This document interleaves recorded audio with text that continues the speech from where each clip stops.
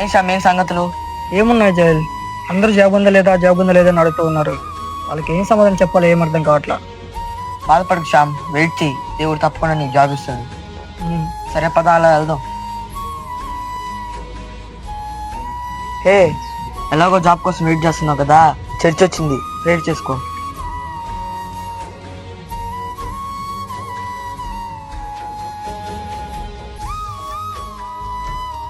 Hey congrats Shyam, నువ్వు అడిగిన వెంటనే దేవుడు నీకు జాబ్ కూడా వచ్చాడు.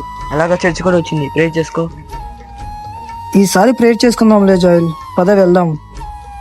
అబ్బా డబ్బులు అవసరమే, ఎలా? జాయ్కి ఫోన్ చేస్తాను.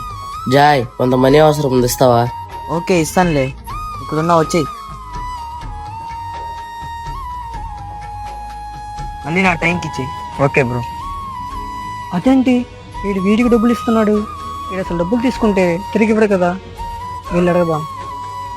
నువ్వేంట్రా వాడికి డబ్బులు ఇస్తున్నావు? వాడు అసలు డబ్బులు తీసుకుంటే తిరిగి ఇవ్వడు కదా. వాడికి నీకు తేడా ఏముందిరా? ఏమైందిరా?